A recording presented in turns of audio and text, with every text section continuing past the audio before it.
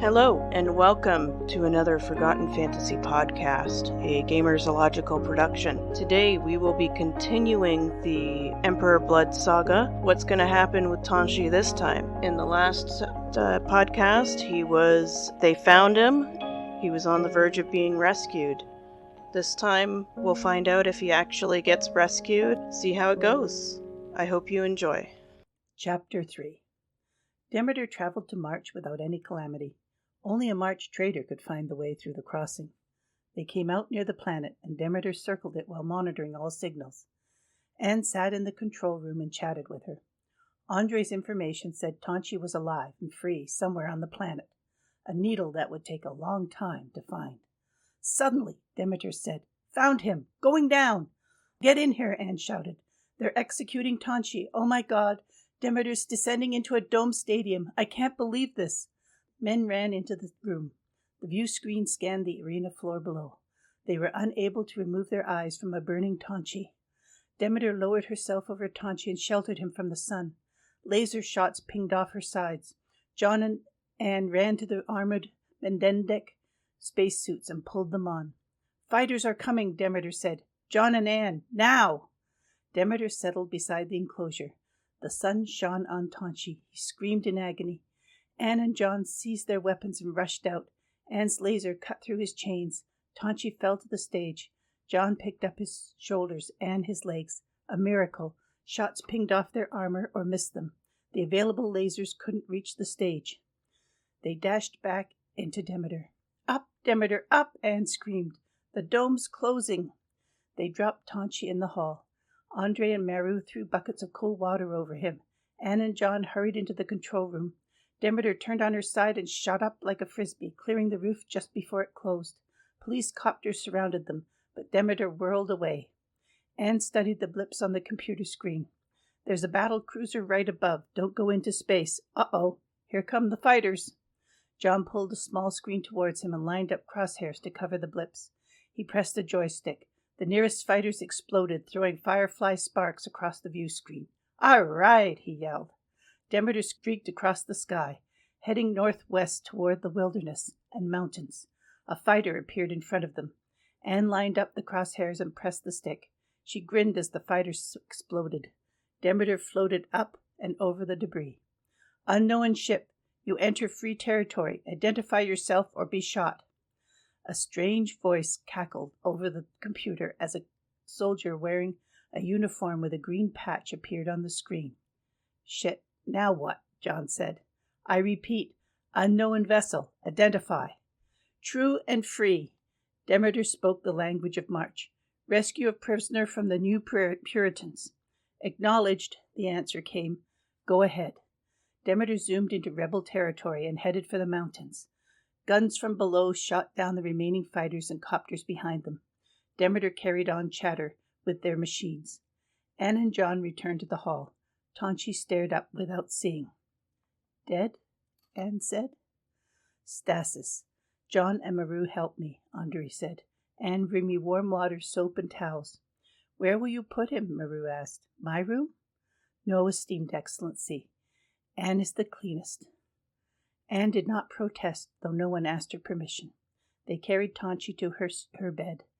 Maru, John, and Anne watched as Andre cut the pants from Tenshi's body and gently washed away the blood. "I have to straighten his broken bones. This will take some time." Andre floated his hands, palm down, above Tenshi's chest.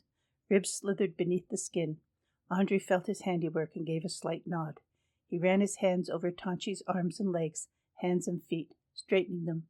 He spit on his fingers and rubbed Tenshi's swollen face. The bruises lessened a small amount. Andre put a gas mask over Tenshi's face. Tenshi's body stiffened into rictus. No need for casts. The muscles performed that function. "How many baboons do we have?" "He needs a lot," Andre asked. "Only a few," Maru said. "Actually, one. I ate the rest." Andre hissed at him. "Sssss." Maru's face twisted and he turned away. "Stay out of the room." Andre strode to his bedroom and slammed the door in John's surprised face. Andre lost control of his psychokinesis. A tornado swirled inside the room. "Have you found a safe way for us to head out to the crossing?" Anne asked Demeter. No, a sky full of ships. I found a hidden valley in these mountains, removing myself from their radar. Landing. Demeter settled onto the ground, scanning. No one following, though I'm sure they're looking. 1,000 valleys in these mountains. Camouflage skin? Already done. How long till we're found, do you think? Maybe a few weeks, depending on how long the Puritans distract these rebels. A civil war. Who knew? A divided planet's good for the Menendek Armada. Yes, I should bring my futon in here, seeing as how my bed's now occupied, and His Excellency's gaming in the parlor day and night. Anne walked into the hall. Andre was quiet. As predicted, Maru and John played a video game in the parlor. She slipped into her room and opened the closet. Demeter turned on a dim night light. Anne's eyes adjusted to the darkness. Tenshi lay on his back, arms frozen at his side, broken, swollen with bruises. That awful, disgusting cross burned into his chest. Didn't even look like himself. Anne's quilt was tossed over his bottom half. She hadn't even thought of Tonshi's nakedness when Andre was working over him. The hardness of his rictus seemed to have softened. A sigh escaped from Tenshi. So alone and vulnerable. She leaned over and stroked a piece of greasy hair off his bruised forehead. Tonshi's fangs snapped into her wrist. Anne screamed and tried to jerk away. His mouth stuck fast. She fell to her knees. His head dragged up off the bed. Blank eyes held her fast. Anne stared into a silent, dying pool. Cool, green depths invited. Moss, ferns, wet earth. Her blood trickled into the pool, became part of him. Shouting. Shadow between them. Fingers on her wrist, a sucking sound, and her skin broke away. She collapsed on the carpet. John wrapped a towel around her spurting wrist. Overwhelming loss. Anne looked up. He gulped from Andre's wrist, eyes closed in ecstasy. Jealous, jealous, jealous. Andre got everything. Tenshi, she whispered. Tonshi's eyes flicked open and slid to look and capture her again. Get her out of here, Andre said.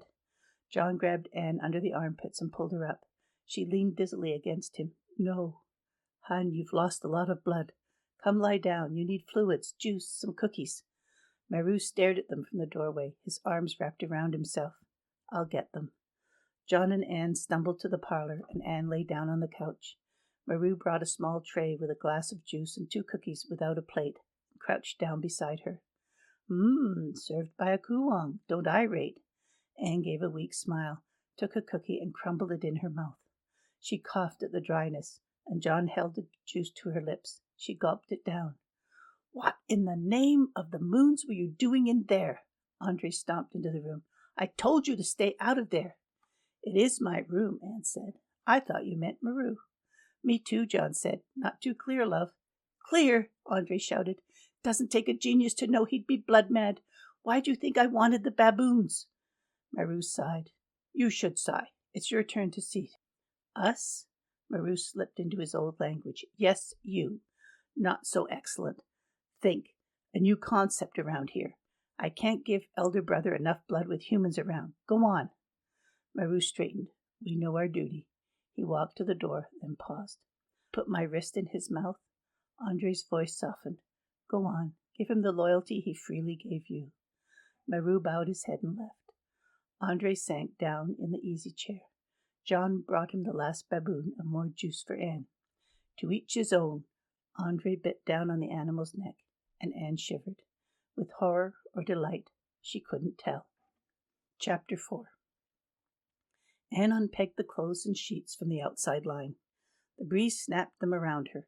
She breathed in the laundry's freshness and gazed across the valley. The afternoon light turned the snow on the tops of the mountains to fire and slanted from the low-lying clouds to the valley floor carpeted with spring flowers. She lifted her face to the warm sun. Freckles popped out across her nose. The breeze blew through Demeter and whisked out the stale air of space. Anne folded and put away the laundry. Maru, Andre, and John had woken up and watched an old championship soccer game in the parlor.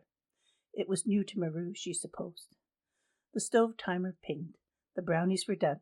She put on the oven mitts, opened the oven, and grabbed the pan. They smelt heavenly. She pulled them out and turned around. Tenshi stared at her from the kitchen doorway. Anne squeaked and dropped the pan. The uncut cake bounced on the floor. She took a step back and felt the heat of the stove behind her. He pulled Anne's quilt closer around him and winced in pain. His eyes, black smudges beneath them, loomed large in his thin face. He glanced from her to the door of the animal room, then to the hall. Tenshi shuffled back down the hall. Anne picked up the crumbled brownies and put them back in the pan. Thank goodness she had just mopped the floor. Anne cut the brownies into squares. Most looked all right. She glanced down the hall. Facing away from her, Tenshi leaned gingerly against the wall by the entrance to the parlor. Maru shouted at a goal. Andre and John laughed. Tenshi bowed his head. He moved down the hall to his old room. He pushed the door open to Maru's mess, stood confused for a moment, and turned towards Anne's room. He leaned against the wall and slid down onto the floor between the rooms. Anne ran to him. "You shouldn't even be out of bed. Let me help you back," Anne said. Tenshi shook his head. "I don't mind you using my room." She went to grasp his arms and remembered they were broken. Vampires heal fast, but it had only been a few days. Not round his ribs either. He should have casts on his arms and body. It occurred to her that no one knew he was awake. "I'm sorry, Anne." Tenshi leaned his head against the wall. "I'm always so sorry." "Too bad those who hurt you never apologize." Tenshi snorted. Anne noticed his hair was damp, and he no longer smelt bad. He smelled like Andre's soap. "You took a shower? No wonder you collapsed. How'd you stand that long?" "I sat on the stall floor and used that handheld thing you have." "Don't let Andre know you used his stuff." "Smells like home. Feels good." "I bet. I've clean fresh sheets I've just taken off the line. I'll change the bed. Nothing better than being clean in clean sheets." Anne left him in the hall and changed the bed. The old sheets stunk. She popped them right into the washer and Demeter turned it on. Anne got the tray and put a fresh cup of coffee on it. She added a bowl filled with bloodfruit and bloodworms, carried the tray down the hall to her room, and put it on her bedside table. "Come on." She helped Tenshi half crawl into the bed and between the fresh sheets. She took her quilt to be washed, then covered him with a spare duvet. Anne fluffed up her pillows behind him so he could sit up. She averted her eyes from the shiny raw cross on his chest. Anne pulled her desk chair up to the bed. She knew he would no longer attack her. Anne picked up a bloodworm, stretched out her arm, and dangled it before him. Tenshi touched her bandaged wrist. Anne started and pulled her arm away. "You're so good and kind and brave," he said. "I can hold the prey. Put it beside me. My bones are almost knit. You don't have to bother with me. No need for pity. I can look after myself." "I don't pity you. No one's braver than you." Anne put the worm back in the bowl. "The fleet here? And Herod promises they'll come." "They won't. Over a year. They should have attacked immediately. All for nothing. Why's the Kuwang with you?" Anne told him about Maru's rescue and the rendezvous with the pirates. "You shouldn't have come here. Too dangerous. Andre and Maru wouldn't agree. At first I thought they tortured you too. You can't let the Puritans come here. We're in rebel territory. Demeter will protect us until we get home. The fleet will come." "No." Tenshi picked up the coffee mug in both his hands. His hands shook and the coffee slopped. Anne held her hands over his and helped him guide the cup to his mouth. He drank. When the cup was empty, he slowly fed on the bloodfruit and worms. Tenshi finished and lay back on his pillows. "Could you take the sheet and duvet off my feet, please? They hurt. I'm so tired." "You've done a lot this evening." Anne pulled off the bedclothes. His feet were swollen, red and peeled.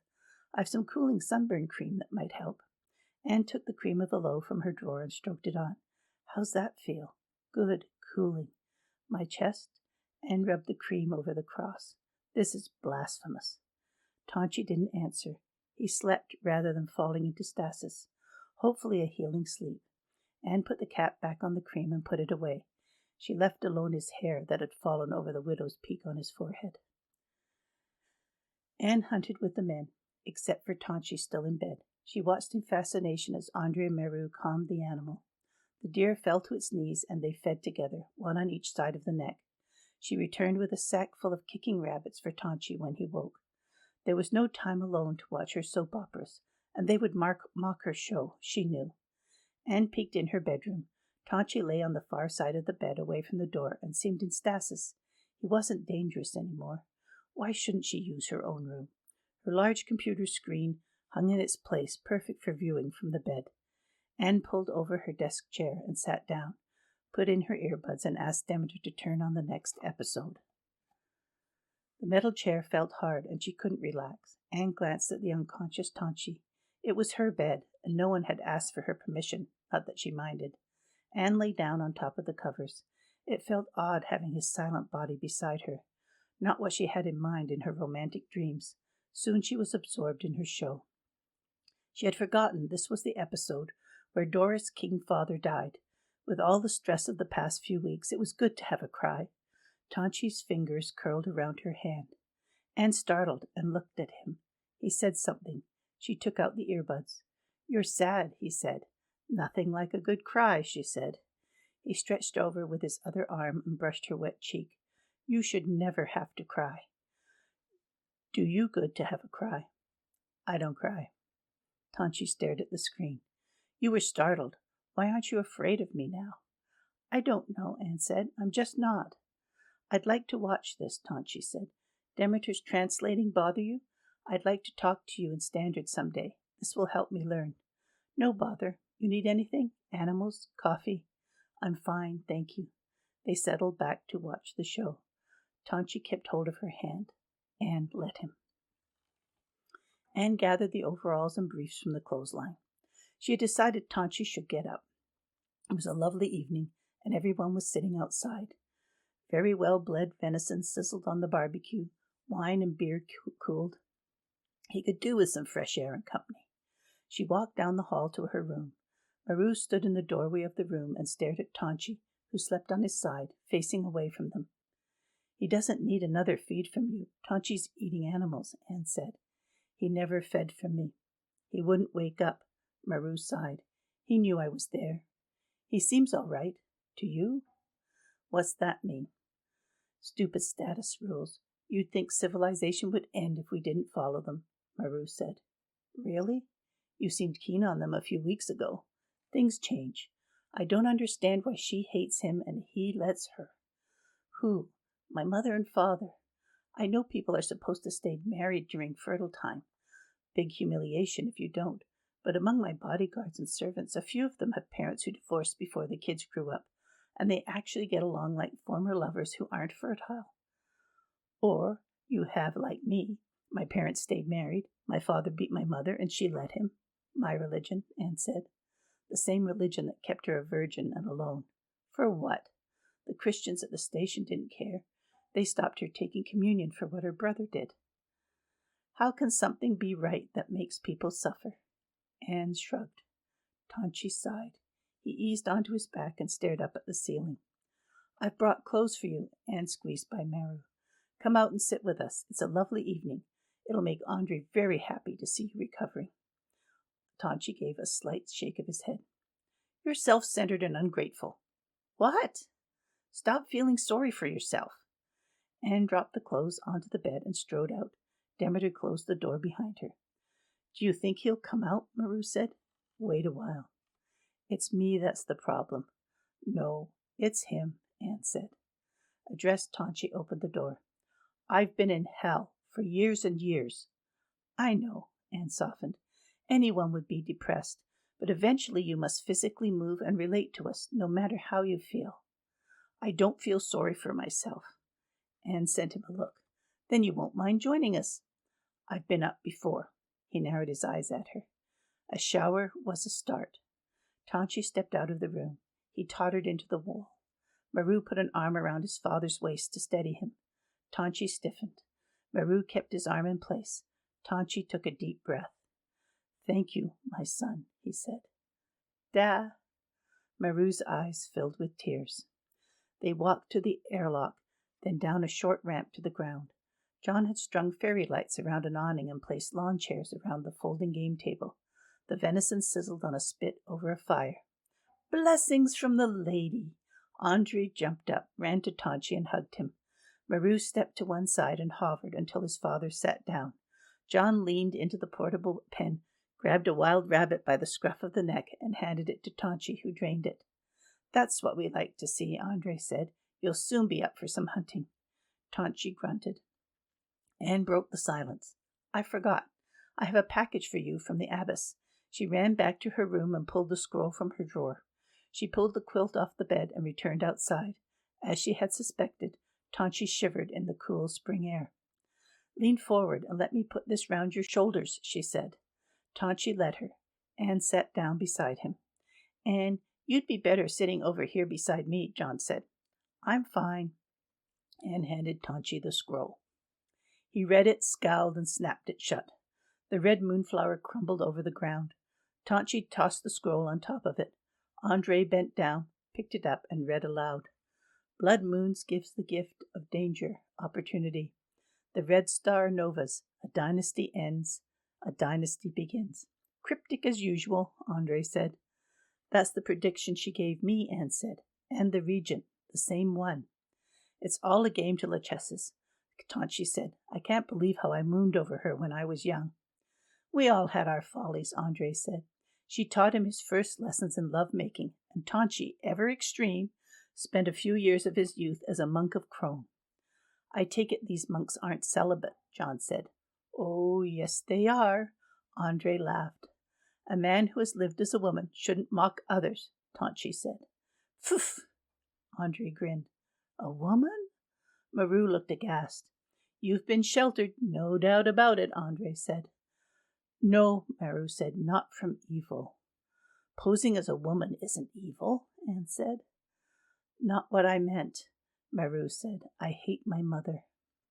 Silence again. John cut chunks off the venison for Anne and himself. The vampires dipped into the animal pen. Somewhere in the muddy meadow, throaty creatures called and squeaked in celebration of spring. The breeze brought smells of growing and odd perfumes. Strange constellations crowded the sky. "I was in these mountains further south for a long time," Tenshi said. "Those squeaks, they're little rats. Can't feed on them, they're native. Amazing what can be fed on here. Frogs, snakes, deer, fox." He took a bloodworm. "You'll have to show us," Andre said. Tenshi nodded. "They're going to destroy Menendek," Tenshi said. "March have sun ships and a huge army. They may have left already.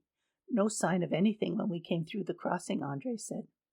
"There's big battles going on," Anne said. "Demeter thinks it's civil war. The ships aren't going anywhere right now. Soon we can sneak away and warn Menendek." "Maybe." Tenshi fell back into silence. Andre and John turned to talk about the recorded soccer game. "Small ship coming over the mountains," Demeter said. "Rebel." "Didn't take them long," John said. They all jumped up, snapped the chairs shut, and rushed everything but the table, awning, and barbecue into the ship. Demeter pulled up the ramp and bristled on alert. John handed out the belts and lasers. They crowded into the control room. "Vampire rescuers, acknowledge." A dark-skinned soldier appeared on the view screen. "We know you're in this valley." Anne started to respond. John touched her shoulder. "I better on this planet," he said. Demeter, translate in a male voice. "Acknowledged. Thank you for your help." John made sure the stranger's view screen would only show himself. "Permission to land?" the soldier asked. "Since you're the cause of the latest offensive by the Puritans, we'd like a meeting." John glanced at the others. Andre nodded. "How many in your crew?" John asked. "Myself and 3 others." "Permission to land," John said. Demeter stopped reflecting the meadow, returned to her usual gray skin. The rebel shuttle landed on the far side of the field. The shuttle door opened and 2 soldiers in battle fatigues, with guns thrust forward, reconnoitered. They jumped out. Behind them came 2 more soldiers. They all stood beside the shuttle. "Put down the ramp," John said. "Andre and I'll meet them." "It's my ship," Anne said. "Our ship. Look after the controls," John said. Andre and he put on the white Menendek space armor. Demeter let down the ramp. The 2 of them stepped out of the ship. Their lasers were drawn. The 2 parties moved into the center of the field. "What do you want?" John asked. "How's the vampire?" the soldier behind the others asked. "He's recovering," John said. "I'm Captain Dinesh, cousin to Harry and Herinda, nephew of Gulab Rajamunder, Mother Rose." "Sorry, no idea who they are." "You know, St. Harold, the boy the vampire murdered many years ago." "He did?" John asked. "A captured March from long ago," Andre said. "Typical of them to make him a saint." "Can we speak to the vampire?" You can take your pick, Andre said, if you put down your weapons. There's more than one vampire? He changed you? I'm the same as I've always been, Andre said. Put down your weapons. And you? I'm human, John said. The soldiers put down their weapons on the ground. John and Andre followed. Andre removed his helmet. My aunt said your name's Tenshi, the rebel leader said. I'm Prince Andre, his brother. Andre flashed his fangs. That's why your ship translates, Captain Dinesh said. No, Andre shouldn't have said that, Anne said to Tenshi. They'll put together that we know the route crossing to March. Fleet's not coming. Tenshi clutched the back of a controlled chair, his knuckles white. Come to our ship, Andre led the way to Demeter. Anne took Tenshi's arm. Let's sit down in the lounge. He sat down in the easy chair. Anne sat down in her chair and asked Maru to bring in the kitchen chairs. He muttered under his breath, but went and brought them in. Anne likes boots off, John said in the airlock. You've a woman aboard? Dinesh asked to the sounds of boots dropping. My sister's the ship's captain, John said. They say women did such things in the old days, Dinesh said. I'm a woman too. Demeter changed her voice. As all ships are, John said. Not ours, Andre said. No sex at all. Ours are male, Dinesh said. What a surprise, Anne muttered. The men walked into the lounge. The soldiers gave brief bows. Good evening, Kuwang Tenshi, Captain Dinesh said. Good evening, Tenshi gestured. This is my son Meru, who's the actual Kuwang of Menendek. I don't understand, Captain Dinesh said.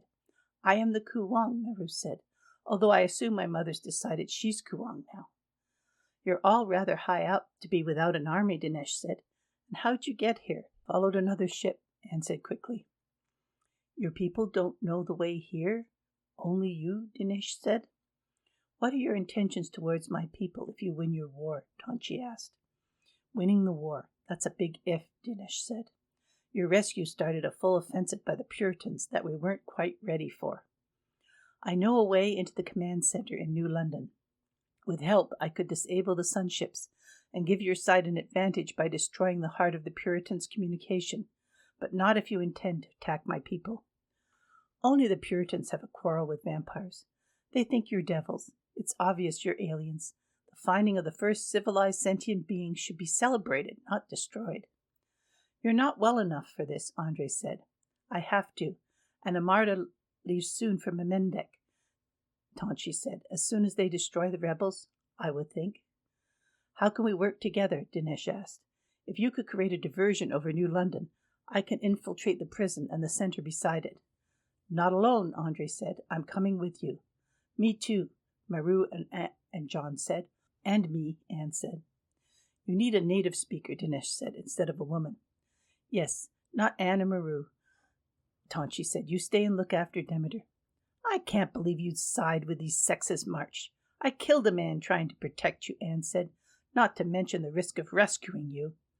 I've been practicing and know how to fight, Maru said. I could have done this alone, Tenshi said. I doubt it, Andre said. You need someone to cover you. However, esteemed Excellency Maru will look after the ship. She needs a person aboard for her to operate. I can't run a ship. Maru crossed his arms. I run myself, Demeter said, but I can't fly away without a person giving the commands. Too bad, Excellency. Maru sighed. Anne gathered the first tiny flowers from the mountain meadow. She couldn't sleep today, not knowing what the white night would bring. This morning brought back happy memories of playing outside as a child. Not that she had a lot of happy early memories, but exploring the scrub near the base housing was one of them. She should come out more often during the day. The sun prickled her bare shoulders. She had put on sunblock and a wide-brimmed hat, but even so, it was time to take her fair skin inside. More freckles, for sure. Anne wandered back into the ship. A show murmured in the parlor. Tenshi sat on the couch with his arms around his drawn-up legs, his chin resting on his knees. He stared at a nature show of Ganymede, brightly hued woolly lizards mated on a barrel tree. Anne walked to the kitchen, pulled a clear plastic vase from the top cupboard, and half filled it with water. She arranged the wildflowers, carried them into the parlor, and slid the base of the vase into the ring in the middle of the coffee table. Things could get bouncy for Demeter over the next few days. Very nice, Tenshi said. Glad you think I've improved. Can't sleep? Anne plopped down beside him. His brows knit. You smell of burning. Demeter turned up the lights. Anne glanced at her slightly pink shoulder. No problem. A bit of sunburn cream will do the trick. It won't blister or anything, just more freckles. Thought I'd be okay in this mild sunlight. Demeter dimmed the lights. Tenshi shuddered. You be careful. Anne tossed her hat on the ottoman. I am. Don't snarl at my concern. He put his lips to her shoulder and looked up at her. Anne stared into their deep green. My, what big eyes you have. I know this tale. All the better to see you with. He wrapped his arms around Anne. She hugged him back. He pushed his lips into hers. Their tongues explored each other. They fell back on the couch, Tenshi on top of Anne. She felt his arousal hard against her stomach. His hand rubbed her clothed breast. They had reached the point beyond which Anne should not go. Mike pulling at her clothes rushed into her mind. She stiffened, and her arms fell to her side. Tenshi stopped kissing and fondling her and lifted himself up. Everything all right? Yes, don't do too much. He smiled down at her. I won't, though I don't understand. Our young are always more than eager for their first experience. I'm quite skilled. Anne found herself grinning. I'm sure you are, considering your past. No, it's not that. Is it because you're fertile? We're different enough. I'm sure we can't reproduce. I can wear protection. Or is it the difference that bothers you? My religion says I must be married. Then what can I do? I may not come back from this, and I would like to see your breasts before I die. Anne giggled. Tenshi looked hurt. Yes, you can see my breasts. She pulled off her t-shirt and cotton sports bra. Ooh, freckles here too. They are perfect. Tenshi put his mouth to her nipple and sucked. Anne felt it down the whole length of her body. He was skilled. She thought of the mission, of Tenshi dying, of herself captured by the march. They would rape her. Was that what she wanted for her first time? What did the church care about her anyway? Euphemia and her like rejecting her. It's all right. Go ahead, she whispered. Be my first time. You sure? The march could rape me. I'll kill them, every one, before they touch you. He took off his t-shirt and exercise pants, then pulled down her trousers and underpants. The air felt cool on her skin. Your hair's red down there, he said. You've seen that kind of thing before, I'm sure. Anne blushed. No, this is not the time to speak of that woman. Don't put me off. Sorry.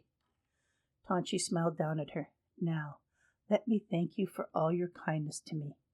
Before she could retort, he parted her legs, and his mouth and tongue went down to search below her nest of red hair. Sucking, flickering, massaging. Anne climaxed and climaxed. He moved his mouth back to her breast, and his hand carried on the work between her legs. When he finally entered her, it was smooth with none of the pain she'd been expecting. He filled her.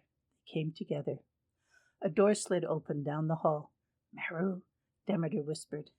Anne panicked and attempted to slide off the couch. Tenshi held her tight and pressed her against the crack between the couch back and the cushions.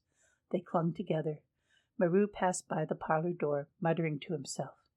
They heard the bathroom door open. When he peed, Anne got the giggles. She pressed her face against Tenshi's chest. His chest rumbled as he caught her laughter. He snorted into the cushions. They both became aroused again. Maru finished and walked back past the door to his own room. His door closed. He didn't flush. After all the times I've told him, Anne said. This led to another quiet wave of hilarity. We need to move to the bedroom, Anne said. Yes. Tenshi dug around his fallen pants and brought out his sweatband. It's unused. He placed it between Anne's legs. You'll need this when you sit up. Anne put her hand against the bandana. It was soaked. Thank you. You'll want to clean yourself, I think, he said. And sadly, flush for him. Sadly, yes. They gathered up their clothes and crept to the bathroom, then to bed, where Anne insisted they start all over again. Eventually sleep came and stayed undisturbed. Thank you for listening, and as always, if you can't wait until the next podcast, head on over to our Patreon page at patreon.com/forgottenfantasy. For $5, you can get a copy of the book, read from where you left off. We do live stream, although we haven't been lately. My husband's quite ill. We've been kind of putting a pause on our streaming, but we stream live on YouTube periodically, and that's under the Gamersological name.